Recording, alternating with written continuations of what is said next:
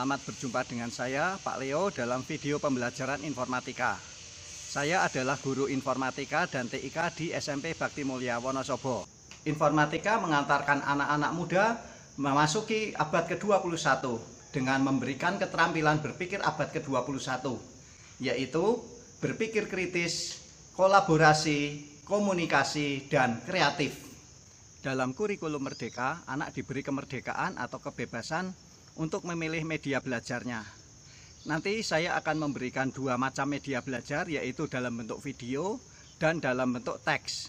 Media pembelajaran dalam bentuk teks untuk mereka yang biasa belajar dengan membaca, media pembelajaran dalam bentuk video untuk mereka yang biasa menangkap pelajaran lewat audio visual. Nilai karakter profil pelajar Pancasila yang ingin saya capai adalah: yang pertama adalah gotong royong, di mana akan terjadi kolaborasi antara anak yang sudah menguasai dengan anak yang belum menguasai pelajaran dalam bentuk tutor sebaya. Yang kedua adalah kreatif, di mana anak bisa membuat infografik sesuai dengan keinginan mereka, sesuai dengan kreasi mereka melalui peralatan yang mereka miliki ataupun aplikasi yang mereka kuasai. Di sini saya akan memaparkan tentang pembelajaran yang saya lakukan, yaitu tentang pengenalan informatika untuk kelas 7. Dalam video ini saya akan menjelaskan bagaimana atau apa saja yang saya siapkan dalam pembelajaran itu sekaligus pelaksanaannya. Sebelum mengajar pada pertemuan yang pertama, saya membuat analisis diagnostik kognitif dahulu. Di sini saya membuat dalam bentuk Google Form, linknya saya bagikan kepada anak-anak kelas 7, lalu mereka mengisi. Saya juga bisa menilai kedisiplinan mereka dalam mengirimkan jawaban. Ada yang cepat responnya, ada pula yang lambat. Saya menyampaikan beberapa pertanyaan. Yang pertama adalah saya menanyakan identitas peserta didik. Lalu saya lanjutkan dengan pertanyaan, yaitu apakah di rumah ada wifi untuk mengakses internet? Lalu pertanyaan yang kedua adalah bagaimana kualitas sinyal internet di rumah saya? Yang ketiga, apakah saya memiliki HP sendiri? Yang keempat, sejak kapan saya memiliki HP sendiri? Yang kelima, untuk apa saja saya memakai HP? Keenam, paling sering saya memakai HP untuk apa? Ketujuh, ada berapa games yang terinstall di HP saya? Berikutnya adalah, apakah di rumah saya ada laptop atau komputer? Dan pertanyaan terakhir adalah, apakah saya bisa memakai komputer atau laptop? Setelah semua anak mengirimkan jawaban dari pertanyaan saya tadi, saya lalu membuat rekap dalam bentuk diagram. Dari jawaban yang masuk, ternyata 37% anak tidak memiliki wifi di rumahnya. Bagaimana kualitas internet di rumah saya? 3 anak menjawab sangat kuat, 17 anak menjawab kuat, dan 10 anak menjawab kurang kuat. Kapan saya mempunyai HP atau dibelikan HP tersendiri? 14 anak menjawab pada saat duduk di kelas 5, yaitu ketika terjadi pandemi. 7 anak menjawab sebelum kelas 5, 7 anak lagi menjawab kelas 6, sedangkan 2 anak baru dibelikan HP setelah menginjak di kelas 7. Apakah anak di rumah mempunyai laptop atau komputer sendiri? 2 anak menjawab memiliki komputer atau laptop sendiri. 18 anak menjawab mempunyai komputer atau laptop yang dipakai bersama. Sedangkan 10 anak menjawab tidak mempunyai laptop atau komputer di rumahnya. Berikutnya saya bertanya, ada berapa games di HP saya? 21 anak menjawab antara 1 sampai dengan 5 games. 1 anak menjawab antara 5 sampai dengan 10. Sedangkan 3 anak menjawab lebih dari 10 games yang ada di HP-nya.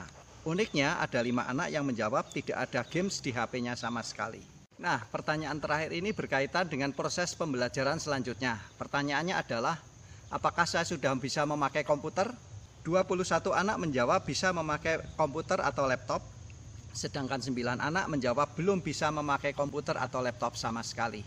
Ya, itulah yang menjadi tantangan saya untuk pembelajaran informatika di kelas 7 ini.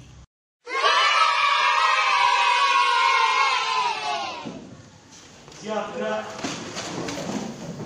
Memberi salam.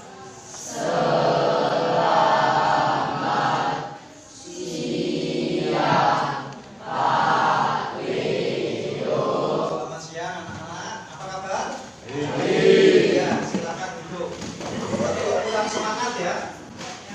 Baik, Pak Leo ingin tahu hari ini yang tidak masuk siapa? sini? Sakit. Siapa lagi ya?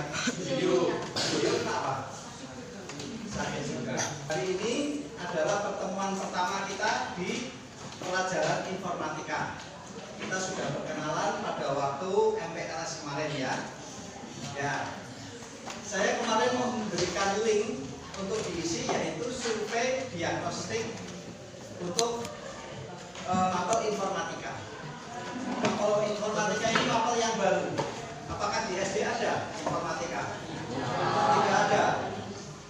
Nah, ada beberapa pertanyaan dan kalian sudah menjawab. Terima kasih sudah mengirimkan jawabannya.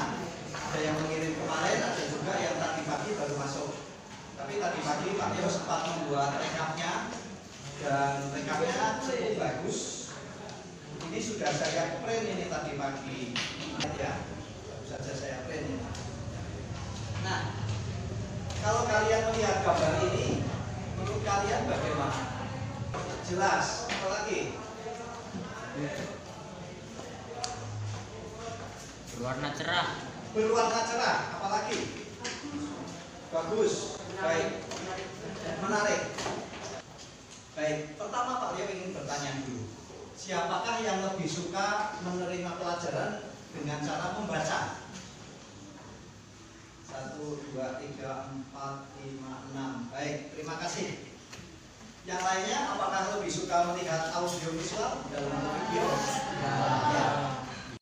Ya, anak-anak, Pak Leo akan mengirim materi itu dalam dua bentuk. Yang satu dalam bentuk video untuk anak-anak yang lebih suka belajar lewat audio visual, dan satu lagi dalam bentuk teks untuk anak-anak yang lebih suka membaca. Nanti dari dua materi itu isinya sama, kalian bisa melihat dan mempelajari masing-masing sesuai dengan minat masing-masing. Artinya yang suka membaca ya buka yang teks, yang suka dengan audio visual gunakanlah link yang saya kirim. Silakan buka HP masing-masing.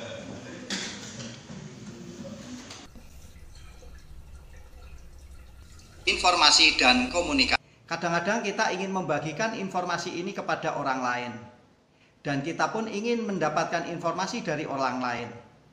Maka terjadilah suatu proses yang disebut komunikasi.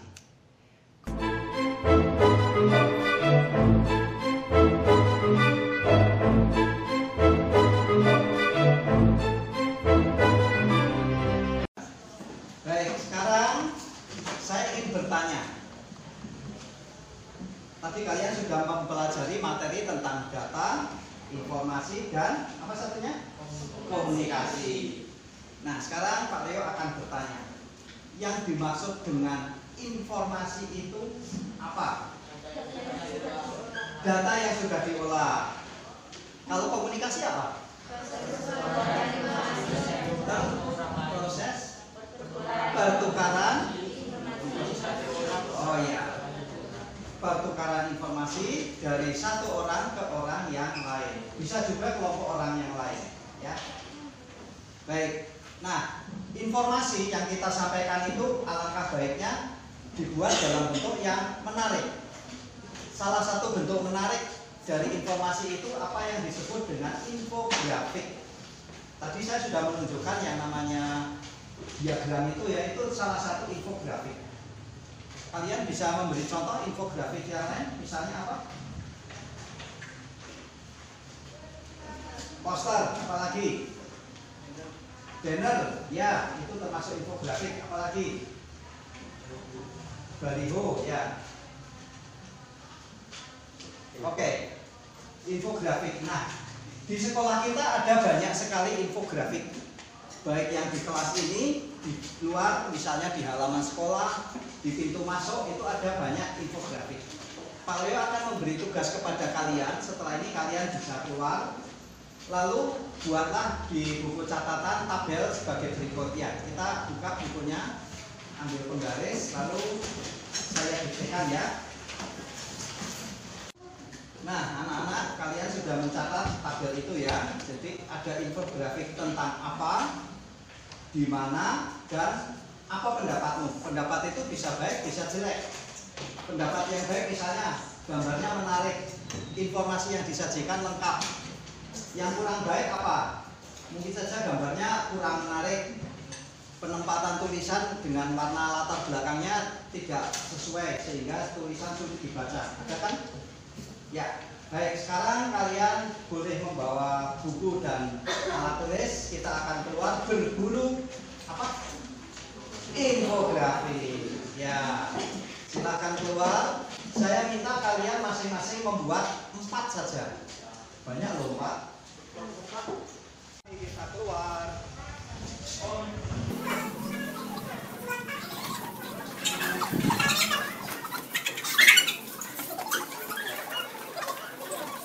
Nah, ini ada ilustrasi. Oh iya. Oh iya.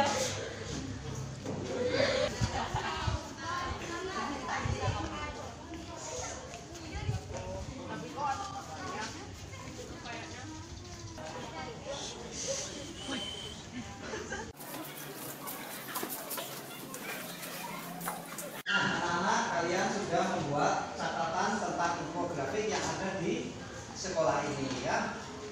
Sekarang kita akan membuat infografik juga. Caranya bagaimana? Yang pertama kita akan menggunakan HP. Aplikasi apa yang kira-kira bisa dipakai untuk membuat infografik? Ada yang tahu? Canva. Ada lagi yang lain? Pixelab. Ya, ada lagi? Ibisman. Mungkin yang lain? Discord. Ya, kita akan membuat infografik. Silahkan membuat iklan layanan masyarakat. Apa itu? Ya, himbauan. Misalnya, buanglah sampah pada tempatnya, atau jangan membuang sampah di sembarang tempat. Kemudian, jagalah kebersihan. Semacam itu. Gampang ya? Nah, unsur infografik itu ada 4. Yang pertama desainnya.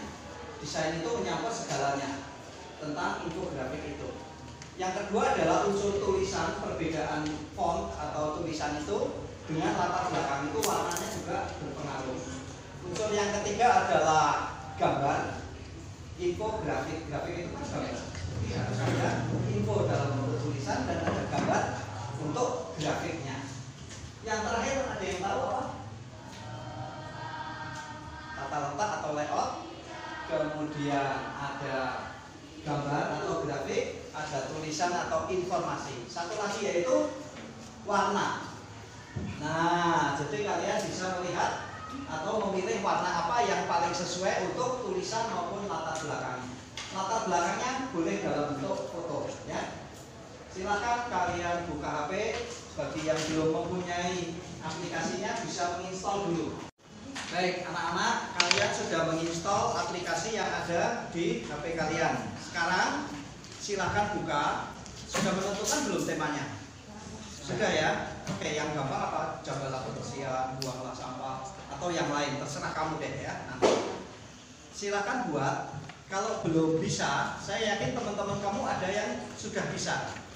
Jadi nanti saya minta tolong Rafael, kemudian Billy untuk mengajari teman-temannya ya. Kamu diajari temanmu mau nggak? Mau ya? Nggak apa-apa. Mari kita buka aplikasi yang ada di HP. Bisa nggak? Kau pakai apa? Pakai Pixelab. Pak, bisa? Sini aku ajarin. Pertama, buka dulu Pixelabnya.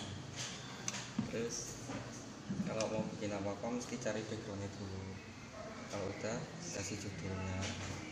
Habis itu pilih model fontnya, terus kasih warna, kasih nama, kasih warna namanya, terus cari logonya di hasil akhirnya kira-kira kayak gini. Nah, jadi pertama kalian tuh harus milih desainnya dulu. Nah, kalau udah milih desain tinggal diedit aja ini tulisannya apa, terus tambahin gambar mungkin kalau mau. Terus ya udah jadi. Nah, anak-anak sudah jadi ya infografik kalian yang di HP? Ya.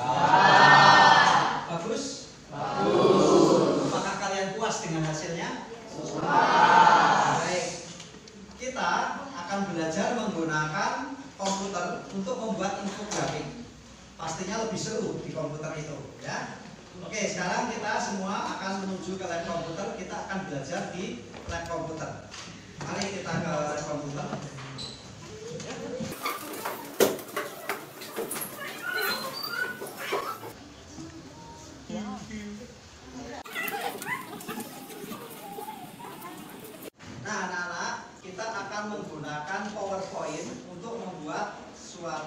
infografi. Pak Leo sudah membuka layarnya. Silahkan kalian buka PowerPoint di layar masing-masing, di komputer masing-masing ya. Silahkan dibuka. Ini kok gini? Gimana caranya? Ini di